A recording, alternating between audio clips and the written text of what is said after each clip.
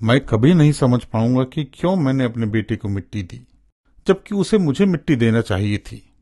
मैं इस व्यक्ति की बात सुन रहा था जो रोते बिलखते हुए घुटनों के बल गालों पर बहते आंसुओं के साथ यह कह रहे थे।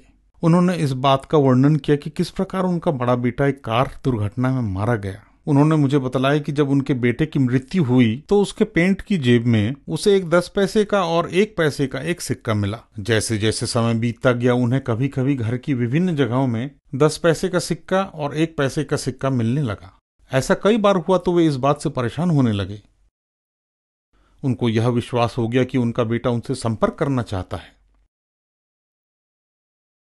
वे एक तांत्रिक के पास जाकर अपने मृतक बेटे से संपर्क करने की योजना बना रहे थे। उन्होंने मुझसे पूछा कि क्या मेरे विचार से यह उनके बेटे का कोई संदेश है। मेरा उत्तर था, बिल्कुल नहीं। मैं नहीं सोचता था कि यह संदेश उनके मृतक बेटे का था, बल्कि यह तो शैतान का संदेश था। उसी के द्वारा ही यह संदेश आया था। मैंने उन्हें बतलाया कि मेरे ऐसा कहने के 2 कारण थे। पहला, घर के विभिन्न स्थानों में 10 पैसे और 1 पैसे के सिक्के मिलने के संदर्भ में यीशु ने कहा है कि ऐसी घटनाएं घटित होंगी। उनके बीच में झूठे मसीहा और झूठे भविष्यवक्ता उठ खड़े होंगे और वे चमत्कारी चिन्ह और अद्भुत कार्य दिखाएंगे। और जो दूसरा कारण है वह यह कि व्यवस्था विवरण 18:10 में लिखा है कि मृतकों से संपर्क करना घृणित है। मेरा विश्वास है कि जिस घटना का वर्णन मैंने किया वह ईश्वर की योजना के तहत थी। ऐसा मेरा विश्वास है। मैं और मेरी पत्नी एक दिन शॉपिंग करने जाने की योजना बना रहे थे जब हमारी बेटी ने हमें फोन किया और अपने घर आने को कहा। यहाँ ईश्वर की यह योजना थी कि मैं बेटी के घर जाऊं और इस व्यक्ति से मिलूं जो वहां पेंटिंग कर रहे थे। मैं उनसे अपनी सेवकाई के बारे में बातचीत करने लगा। इस बात में कोई शक नहीं कि हमारा मिलना ईश्वर की योजना का अंग था। शायद यह वीडियो भी आपके लिए ईश्वर की कोई योजना हो। शायद आप भी उस तरह की परिस्थिति से गुजर रहे हो जैसे यह व्यक्ति जिनके बेटे की मृत्यु हो गई थी।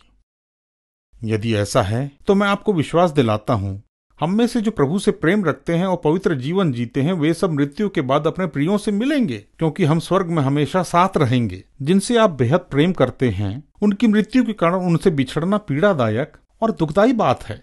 कई बार ऐसा लगता है कि यह दुख कभी खत्म नहीं होगा।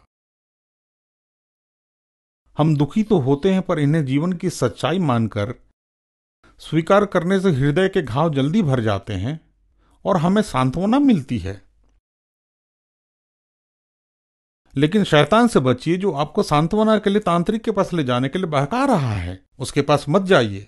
अपना जीवन यीशु की ओर मोड़ें। केवल वही आपको सच्ची शांति दे सकते हैं। अपना हृदय उन्हें दीजिए, ईश्वरीय जीवन जिएं और यह विश्वास रखें कि इस जीवन के पार आप अपने प्रियों से मिलेंगे और फिर वहां कोई आंसू नहीं होंगे।